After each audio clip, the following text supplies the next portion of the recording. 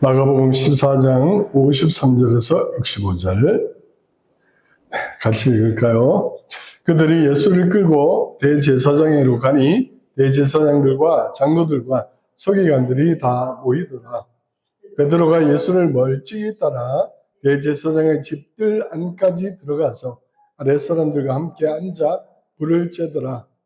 대제사장들과 온 공회가 예수를 죽이려고 그를 칠 증거를 찾되 얻지 못하니 예수를 쳐서 거짓 증언한 자가 많으나 그 증언이 서로 일치하지 못함이라. 어떤 사람들이 일어나 예수를 쳐서 거짓 증언에 이르되 우리가 그의 말을 들으니 손으로 지은 이 성전을 내가 헐고 손으로 짓지 아니한 다른 성전을 사흘 동안에 지으리라 하더라 하되 이 증언도 서로 일치하지 않더라. 대제사장이 가운데 일어서서 예수에게 물어 이르되 너는 아무 대답도 없느냐? 이 사람들이 너를 치는 증거가 어떠하냐 하되 침묵하고 아무 대답도 아니하시거늘 대제사장이 다시 물어 이르되 내가 찬송받을 이 아들 그리스도냐? 예수께서 이르시되 내가 그니라. 인자가 권능자의 우편에 앉은 것과 하늘 구름을 타고 오는 것을 너희가 보리라 하시니 대제사장이 자기 옷을 찢으며 이르되 우리가 어찌 더 증인을 요구하니요? 그 신성 모독하는 말을 너희가 들었도다. 너희는 어떻게 생각하느냐 하니 그들이 다 예수를 사형에 해당한 자로 정죄하고 어떤 사람은 그에게 침을 뱉으며 그의 얼굴을 가리고 주먹으로 치며 이르되 선지자 노릇을 하라 하고 하인들은 손바닥으로 치더라.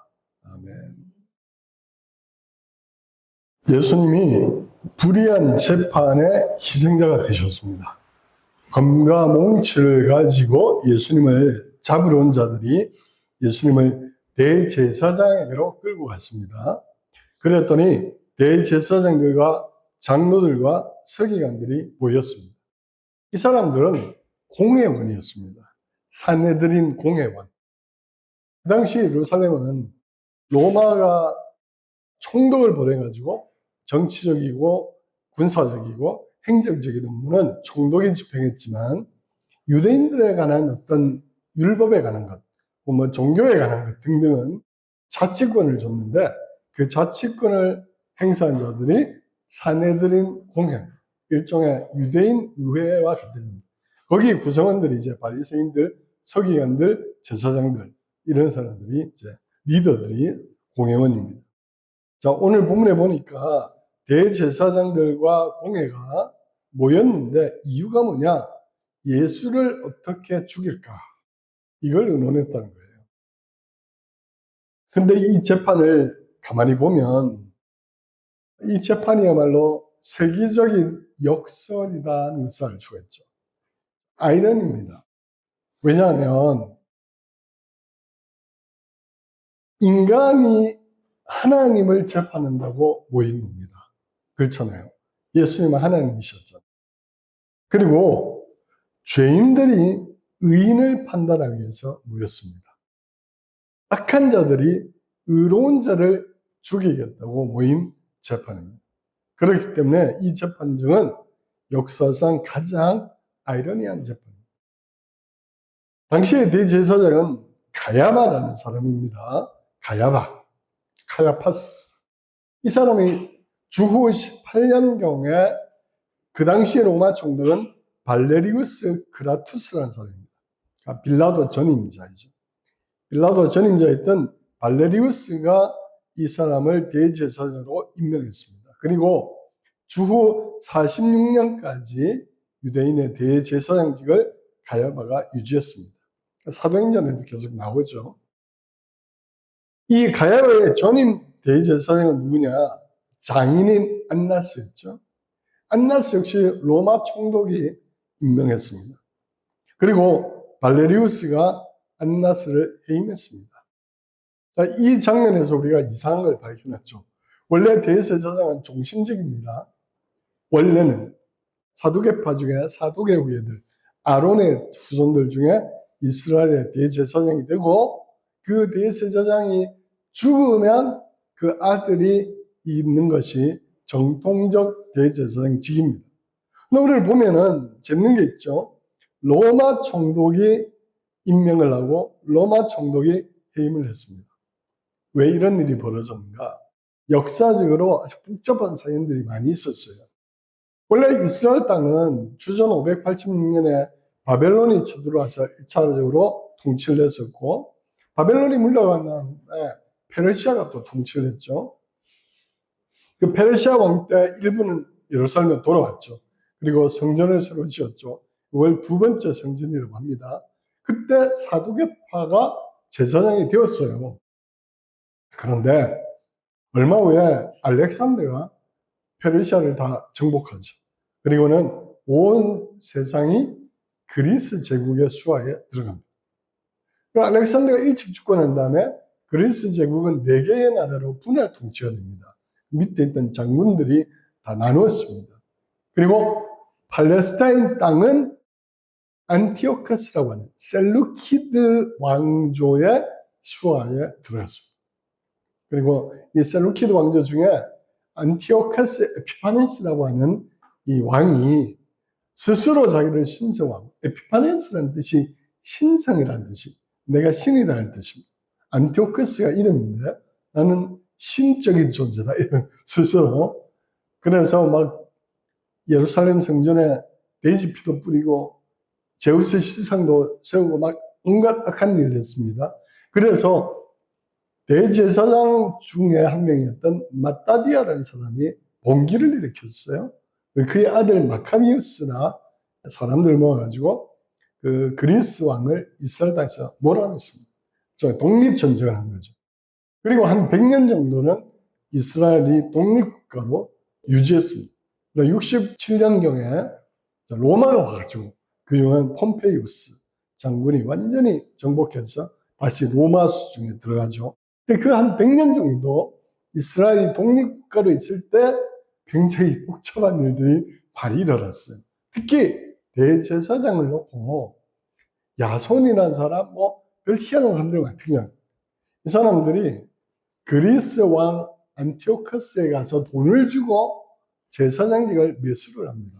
나를 대제사장에 임명해주면 내가 당신에게 여러 가지로 많은 걸 바치겠어. 내간매직이 100년 동안 막 성행을 합니다. 그래서 정통 사독계열 대제사장은 실제로 대제사장을 못하게 되고, 정치적 수완이 좋았던 사람들이 돈을 주고 그리스 왕에게 제사장직을 사가지고 거짓 제사장으로 활동하게 됩니다. 그래서 오늘 이 가야바와 안나스도 마찬가지입니다. 이때 이제 로마니까 로마의 총독에게 대가를 주고 임명을 받아서 대제사장직을 하고 있었던 것이죠. 그렇기 때문에 오늘 이 법정에 있는 대제사장 가야바 혹은 사두개파, 이 사람들은 실제적으로 보면 하나님이 세우신 자들이 아닌 거죠. 근데 이런 엉터리 대제사장들이 지금 진짜 대제사장이신 예수님을 정죄하고 있는 것입니다. 여러분, 예수님은 누구십니까? 예수님은 당연히 아론이나 사독의 후손은 아닙니다. 예수님은 유다 지파에서 났죠. 아론의 후손이 아니고 유다 지파, 레위의 후손이 아닙니다. 레위의 지파만 제사장직을 할 수 있는데 예수님은 유다 지파, 즉 다윗의 왕족의 후손으로 태어났습니다. 혈통으로는. 그러나 우리가 잘 알다시피 히브리서를 보면 히브리서 저자가 뭐라고 합니까? 예수님을 대제사장이라고 하는데 사독의 계열을 따르는 제사장이 아니고 멜기세덱이라는 사람의 반차를 따르는 제사장이다. 이렇게 씁니다. 멜기세덱이 누구냐? 창세기 18장, 17장에 등장하죠. 아브라함이 전쟁을 치르고 조카가 막 잡혀있을 때 318명을 데리고 그돌라오멜 연합군을 물리치고 돌아오면서 이 제사장을 만납니다. 멜기세덱. 사실은 성경이 자세히 말하지는 않습니다. 어디서 태어나고 어디. 그러나 아브라함 때의 하나님의 대제사장 멜기세덱이 아브라함을 축복했습니다. 그래서 아브라함이 전리품의 10분의 1을 멜기세덱에게 바쳤죠. 그래서 이 멜기세덱은 아브라함에게 축복한 하나님의 제사장이었습니다. 그러면 아론은 레위 지파잖아요. 아브라함의 아들이 이삭이었고 이삭의 아들이 야곱이고 야곱의 아들 중에 레위가 있잖아요. 그래서 이스라엘의 제사장직은 한참 뒤에 시작된 거예요. 따지고 보면. 하지만 그것과 상관없이 하나님이 레위 지파 아닌 온 세상을 위한 제사장을 세운 사람이 멜기세덱이란 말이에요. 그래서 예수님은 인간의 혈통으로가 아니라 바로 그 멜기세덱의 뒤를 따르는 제사장이다. 이렇게 히브리서가 선언을 하는 거죠. 그 말은 레위 지파의 아론의 후손보다 훨씬 뛰어나고 탁월하고 어떻게 보면 유일한 대제사장이다. 그런 뜻이죠. 그래서 히브리서가 우리에게 바로 이렇게 설명해 주고 있는데 오늘 이 사건에 보면 정말 진짜 하나님이 세우신 대제사장은 예수님이잖아요. 근데 이 대제사장은 대제사장이면서 동시에 희생 제물이 되신 분. 뭔가 좀 차원이 다르죠. 대제사장인데 양을 잡는 게 아니고 대제사장이면서 동시에 본인이 희생 제물이 되셨어요. 그래서 온 인류를 위한 몸과 피를 주신 분이죠. 하나님께서 온 인류를 구원하시기 위해서 세우신 진짜 대제사장인데 가짜 대제사장인 가야바가 정죄하고 재판하고 그리고 죽이려고 모의를 하고 있죠. 얼마나 부조리하고 얼마나 엉터리인가를 알 수가 있습니다. 우리가 이 장면에서 알 수 있는 사실이 하나 있습니다. 그것은 우리 조상 아담이 범죄한 이후에 세상은 부조리해졌다는 거죠. 세상은 부조리합니다. 우리는 늘 세상은 정의롭고 뭔가 좀 정직하고 공의롭고 이런 걸 늘 기대는 하지만 태생적으로 원래적으로 세상은 부조리다. 역설이다. 부조리함으로 가득 차 있다. 이것을 알 수가 있죠. 악이 선을 장악하고 있고요. 어리석은 자가 지혜로운 자를 무시하고 있고요. 불의한 자들이 정의로운 자를 탄압하는 것이 세상입니다. 오늘 우리가 살아가는 세상도 좀 그렇잖아요. 빠져보면. 그래서 세상은 부조리와 불합리가 지배하는 곳이 되었다. 우리 이거를 인정할 수 있어야죠. 오늘 대한민국의 여러 가지 재판이나 사법부나 등등을 볼 때 많은 사람들이, 대부분의 사람들이 한탄하고 한숨 쉬고 비난하고 실망한 것은 사법부의 부정직 혹은 부조리 그런 거였잖아요. 정말 말도 안 되는 재판도 많고 또 정치적 어떤 판단하에서 죄 없는 자를 죄인으로 만들기도 하고 죄 있는 사람은 죄 없다 그러고 이런 어떤 엉망진창으로 변해버린 사법부의 현실을 보고 있습니다. 근데 우리나라만 그렇습니까? 아닙니다. 들려오는 소식들은 온 세상이 그렇게 흘러갑니다. 부조리하고 불합리하고 엉터리. 그렇기 때문에 그리스도인들은 씨름하는 거예요. 그래서 신음하고 탄식하는 것이 정상인 거죠. 왜? 세상이 부조리하니까. 이런 부조리한 세상을 살아가지만 우리가 믿는 게 하나 있죠. 하나님은 이 부조리한 세상을 심판하시는 분이다. 진짜 재판에 앉아 계시는 분은 하나님이시다. 근데 그 하나님은 진리시다. 다시 표현하면 오직 진리의 하나님이 부조리한 세상을 궁극적으로 판단하시고 징계하실 것 때문에 우린 그 하나님을 믿고 부조리한 세상을 살아가는 거죠. 로마서에서 사도 바울은 이런 세상을 향해서 이렇게 이야기합니다. 그러므로 남을 판단하는 사람아, 누구를 막론하고 내가 핑계하지 못할 것은 남을 판단하는 것으로 네가 너를 정죄하니 판단하는 내가 같은 일을 행함이니라. 이런 일을 행하는 자에게 하나님의 심판이 진리대로 되는 줄 우리가 아노라. 사도 바울도 부조리한 판단을 많이 받았잖아요. 죄 없이 막 빌립보에 갇히기도 하고 매도 맞고 로마 감옥에 갇히고 막 그랬잖아요. 근데 사도 바울이 지금 붙들고 있는 건 뭐냐? 하나님의 심판이 진리대로 될 줄 우리가 안다는 거예요. 하나님이 궁극적으로 이 부조리한 세상에 대해서 판단하신다. 근데 하나님의 판단은 뭐냐? 진리대로 될 것이다. 즉, 달리 말하면 하나님의 진리가 드러날 것이다. 그래서 하나님의 심판이 행해질 때 어떤 일이 일어나냐? 거짓이 거짓이라는 게 폭로되고 진리가 진리라는 것이 드러난다. 그게 공이고 그게 하나님의 궁극적인 심판인 것이죠. 우리는 그것을 믿고 하루하루를 살아가는 겁니다. 오늘 이 본문에 보면 예수님을 판단하고 재판하는 자들의 행태이죠. 공회가 첫째로는 예수님이 어떤 악한 일을 했거나 죽일 만한 일을 했다는 것을 찾지 못했습니다. 여기 대제사장들, 그죠? 아까 바리새파, 서기관들 다 지도자들이 모였단 말이에요. 근데 그들이 아무리 조사를 해도 예수님을 판단할 만한 것이 발견되지 않았다.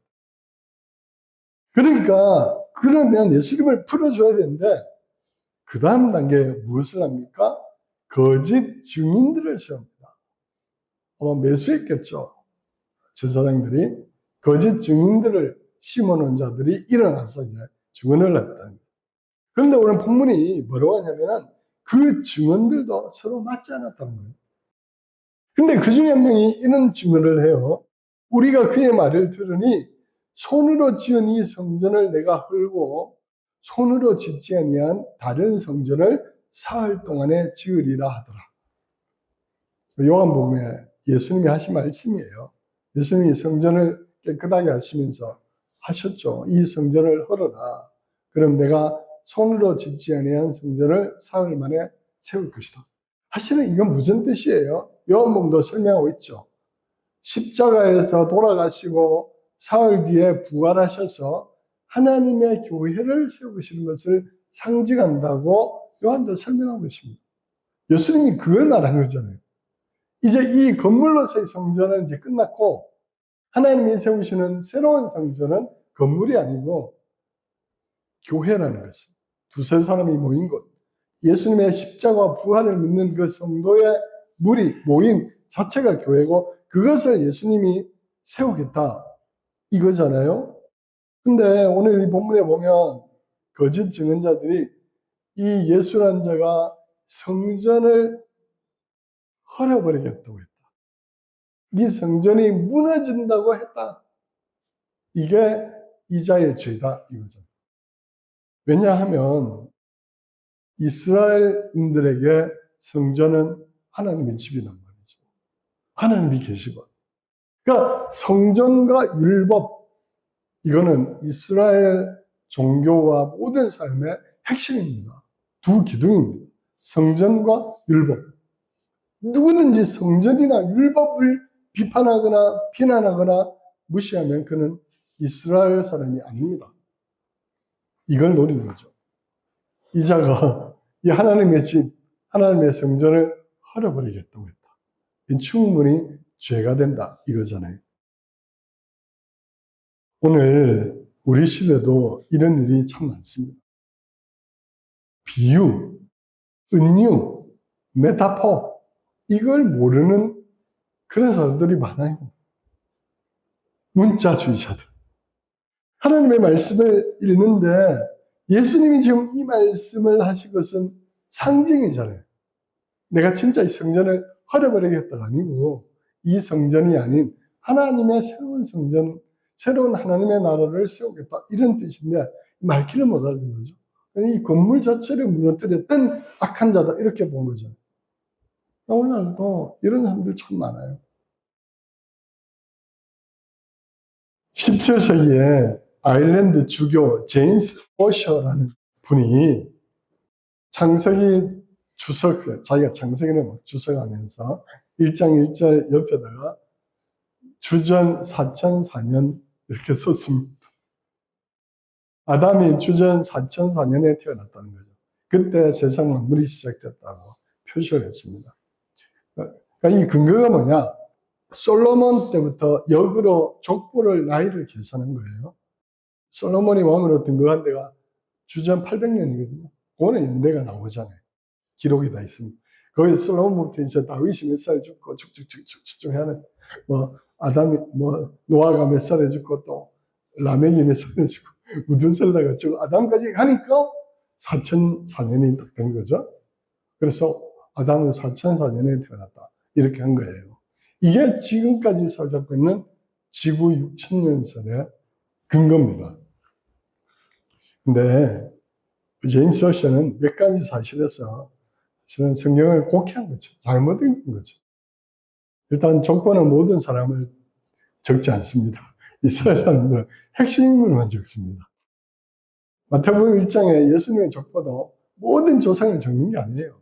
중요한 인물만 그 운율에 따라서 14라는 걸 맞추기 위해서 14대 선별해서 적는 거예요. 그래서 마태복음 족보와 누가복음 족보가 다르잖아요. 그리고 창세기에 나오는 첫째 날, 둘째 날, 셋째 날 이거는 24시간 안 하는 게 아니죠. 하나님의 오랜 기간일 수도 있고 현대 과학으로는 뭐 몇십억 년이 될 수도 있고 그런 거죠. 근데 제임스 오셔는 단지 자기가 세우는 족보만 가지고 명토박았습니다. 그게 400년이 지난 지금까지도 많은 사람들은 지구는 6000년 전에 시작됐다. 하나님의 명확한 말씀이다. 이거를 거부하거나 이거를 인정 안 하면 이단이다. 이단이라고 재판하는 거예요. 근데 참 재밌는 것은 시편 말씀에 시인이 이렇게 선언하죠. 주의 손가락으로 만든 해와 달을 내가 보오니. 그 하나님이 손가락으로 해와 달을 만들었다는 거야. 이거는 왜 문자적으로 안 하는지 모르겠어요. 그건 더 상징이라고 그래요. 그렇죠? 레위기 19장 19절 말씀에 보면은 두 재료로 섞어 짠 옷은 입지 말라 그랬어요. 저 이런 옷 입으시면 안 돼요. 재료를 섞은 거잖아요. 이런 건 더 문자적으로 안 지켜. 돼지고기 먹지 말라 했잖아요. 근데 삼겹살 잘 드셔. 그러니까 선별적 이상한 문자주의잖아요. 오늘 예수님을 정죄한 자도 마찬가지잖아요. 예수님의 본의, 진의, 상징, 비유, 핵심 이거는 무시하고 단지 그들은 예수님을 죽이고자 하는 목적 하에서 증거들을 조작하거나 선별로 찾아가지고 예수님을 궁지에 보려고 하는 거예요. 오늘 우리가 그런 식으로 반응하면 안 되죠. 우리는 늘 진리 위해서 해야 되고. 근데 그것조차도 맞지 않았다는 거예요. 그러니까 이제 대제사장 가야바가 직접 나섭니다. 대제사장은 예수님께 유도신문을 합니다. 뭐라고 합니까? 내가 찬송받을 이의 아들 그리스도냐? 이렇게 물었어요. 여기서 두 가지죠. 찬송받으실 이는 하나님입니다. 그리스도는 메시아입니다. 이 질문 속에 대제사장은 예수님을 두 가지 방식으로 죽이려고 이 질문을 한 거예요. 첫째, 네가 찬송받을 이의 아들이냐? 네가 곧 하나님의 아들이냐? 이 질문이잖아요. 예수님께서 맞다고 하면 신성모독에 해당되죠. 당시 유대인들의 율법에 의한 신성모독. 누가 감히 하나님의 아들이라고 해요. 어떤 이도 이 말을 하면 안 되는 거예요. 두 번째는 네가 그리스도냐 그랬어요. 네가 메시아냐? 산헤드린 공회에는 로마에 관련된 자들도 많이 있습니다. 이건 정치적 의도죠. 네가 메시아냐? 네가 유대인의 왕이냐? 이 뜻이에요. 맞다. 그러면 이 자는 반역자다. 로마 제국의 반기를 든 자다. 왜? 여러 전례가 있었군요. 자칭 그리스도를 하면서 많은 유대인들이 반란을 일으켰다가 로마에서 처형당한 일이 있거든요. 가야만은 어쨌든 예수님을 없애기 위해서 아주 곤란한 질문을 던졌습니다. 근데 예수님께서 계속 침묵하고 계셨는데 사실 이 질문에도 침묵하시면 그냥 넘어갈 거예요. 근데 예수님이 대답하시죠. 뭐라고 대답하십니까? 내가 바로 그니라. 맞다. 네 말이 맞다. 내가 하나님의 아들이다. 그리고 내가 그리스도다. 맞다. 한마디 더 하셨어요.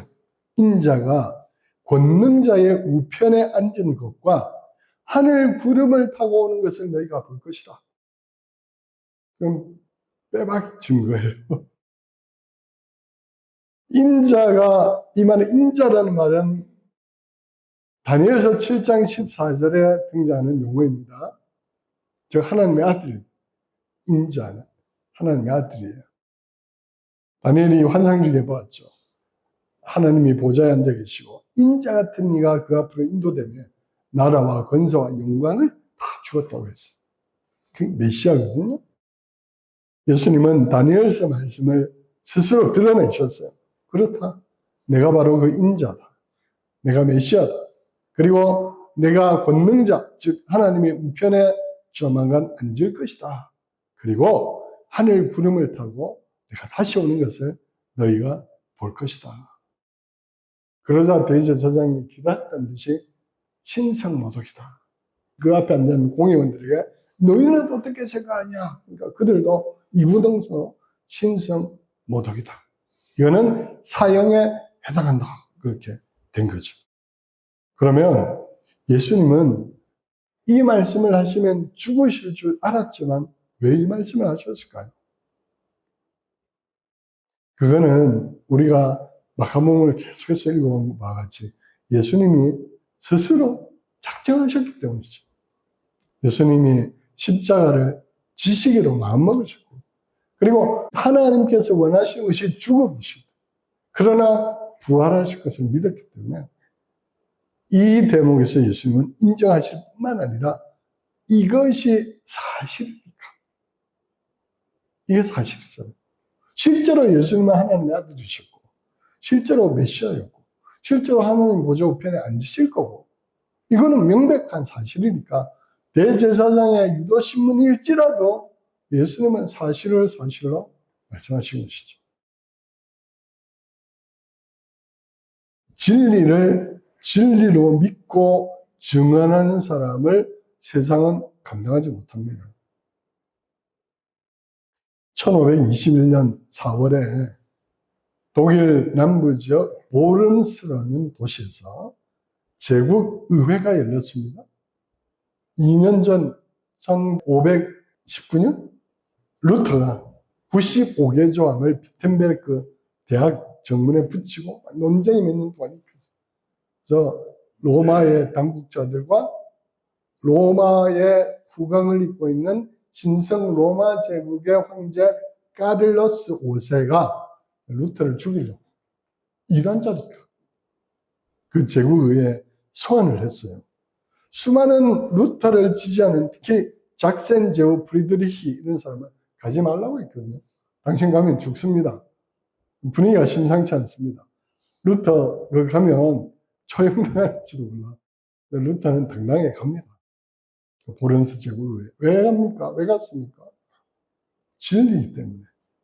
내가 죽더라도 진리는 선언해야 되기 때문에. 실제로 루터가 자기 해고를 그렇게 씁니다. 내 양심은 하나님의 말씀에 사로잡혀 있으니 양심에 어긋나는 행동을 하는 것은 안전하지도 않고 정당하지도 않습니다. 나는 여기 서 있습니다. 나는 다른 말을 할 수 없습니다. 하나님이여 나를 도우소서. 진리니까. 믿음으로 구원받는 것은 진리니까. 이 진리를 선언하고 내가 죽더라도 나는 진리를 선언하겠다. 그리고 물론 작센 제후 프리드리히가 몰래 루터를 빼돌려가지고 바르트브르크라는 오래된 성에 숨겨져서 루터가 살긴 삽니다. 루터는 물러서지 않았습니다. 이때 루터가 쓴 찬송이 내주는 강한 성경입니다. 그 가사에 보면 진리는 살아서 영원히 서리라. 나는 죽더라도 진리는 살아서 영원히 서리라. 루터의 자세였습니다. 마지막으로 했습니다. 세상은 부조리합니다. 편법과 거짓이 승리하는 것 같습니다. 실제로 또 많은 사람들이 너 그렇게 살면 성공하지 못해라고 말합니다. 적당히 타협도 하고 뇌물도 쓰고 그죠? 편법도 하고 또 윗사람한테 조아리기도 하고 그렇게 다 하는 거야. 그렇게 이야기하죠. 실제로 또 그렇게 하는 사람들이 출세도 합니다. 세상이 부조리합니다. 또 그런 권력욕에 강한 사람이 또 권력을 잡으니까요. 세상이 부조리합니다. 예수님의 재판정은 부조리의 극치를 보여줍니다. 아까 말했지만 죄인들이 의인을 심판하고 있고 악한 자들이 선한 자를 심판하고 있고 인간이 하나님을 심판하고 있습니다. 왜 부조리입니다. 하지만 예수님은 그 부조리한 상황 한가운데서 의로우시고 진리신 하나님을 붙들었습니다. 그리고 하나님께서 진리를 진리로 드러나게 할 것이라는 것을 믿었습니다. 그리고 물러서지 않았습니다. 사실은 사실대로 말씀하시고 왜? 하나님께서 그 사실을 드러내실 분이니까. 우리가 진리대로 살고 말씀대로 살면 부조리한 세상에서 손해볼 수 있습니다. 또 박해받을 수도 있고요. 하지만 하나님께서 결국 진리가 서게 할 것이 우리 이거 믿고 살아야 합니다. C.S. 루이스가 한 말을 맺겠습니다. 우리가 받을 최고의 보상은 우리가 믿은 것이 진짜라는 것을 알게 되는 것이다. 우리 하나님 앞에 설 때 우리가 믿은 것이 진짜라는 것을 인정받게 됩니다. 그 붙들고 사는 저와 여러분 되기를 축복합니다.